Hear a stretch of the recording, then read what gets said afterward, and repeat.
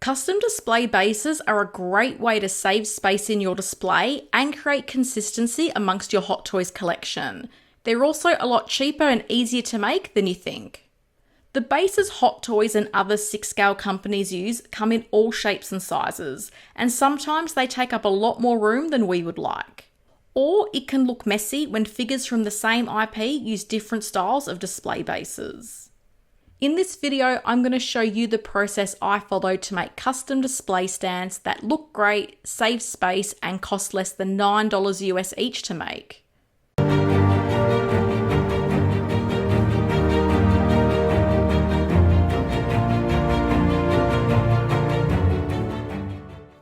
If you're someone like me who wants things to match or space is at a premium in your collection, custom display bases are a great way to tackle both problems. To break down the process, I'm going to share the parts needed, the process of ordering custom decals, and how to assemble your display bases. I'm a big fan of the older style oval display bases, and this is what I use to display most of my figures. If you prefer the newer hexagonal style display bases, you can still follow this process to make your own custom display stands. I have used this same process in the past to add a custom decal to a hexagonal flight stand. The reason I choose the oval bases is because they have a really small footprint and I like being able to incorporate my own preference for logos on the stands. You can get these display bases from a range of stores. I find places like eBay and AliExpress tend to be the cheapest options. I purchased my last lot of stands off eBay in a bundle of 10. They cost me $4.35 Australian per stand, which is around $2.70 US. So once you decide which style of display base you'd like to use, it's time to design and order your custom decals and nameplates for the display stands. I've used a few different suppliers over the years, but the person I keep going back to and I think does the best quality job is someone called Evil Face. You can find him on the Custom 16 forum or via his Instagram account. For my last order, I paid $100 US, which included shipping, and that got me 16 custom decals and nameplates, which averaged out to around $6.25 US per display stand. The reason I prefer decals from Evil Face is because they're made from layered vinyl and they're actually made by hand rather than printed. Here's a comparison of a decal I bought from eBay and one from Evil Face. I find the designs and text on Evil Face's decals are always really sharp. With digitally printed decals, sometimes they can have a pixelated or blurry look, which I'm not a fan of. Ordering custom decals is a really straightforward process.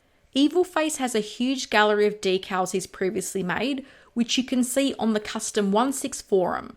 I've put a link to that post down in the description. So my first step is to look through this post to see if Evil Face already has a design that suits my needs. If he doesn't, which has been the case a couple of times, I tend to then go online to try to find a logo that suits my needs. I've done this for my custom display bases for the A-Force and Hawkeye TV series. I then put together a really simple Google Doc that I can share with Evil Face. In the document, I put the image of the logo or graphic I want for the decal, as well as the character names I want for the nameplates.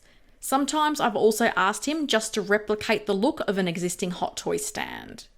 Once I've put together all the details of the order I'd like to place, I just send a link to this document to Evil Face. He then comes back and provides me with a quote and I can then place my order. Applying the decals is something you get better with time. If you do have any air bubbles, it's very easy to remove and reapply the decal until you're happy with it. So here I am applying a decal and nameplate to a display stand. So I start by removing the detachable nameplate. When you receive your custom decal and nameplates, they'll look like this. With the decals, you'll just need to carefully remove the top protective layer. Once this layer is removed, I try to use my fingernail to hold down the corner of the decal so it stays in place on the bottom layer of paper. Having longer fingernails definitely helps with this process. I then remove the bottom layer of paper and line the cutouts in the decal to the cutouts on the display stand. You want to make sure there's no debris on the stand, as this will also cause bubbles.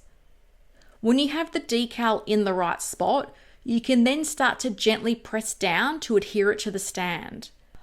I do this one side at a time and try not to adhere the decal at once.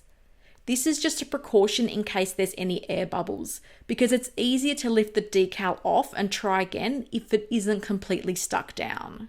I will add that because the vinyl is quite thick, the decals are pretty forgiving and you can lift them up and reapply them if you're having issues with alignment or bubbles. You can then apply the character name to the nameplate. This is also something that can be a bit finicky to line up, but practice makes perfect. You then just need to connect the nameplate to the stand and attach the crotch grabber. Now you have a custom display stand that saves space and incorporates a design of your choice for your collection.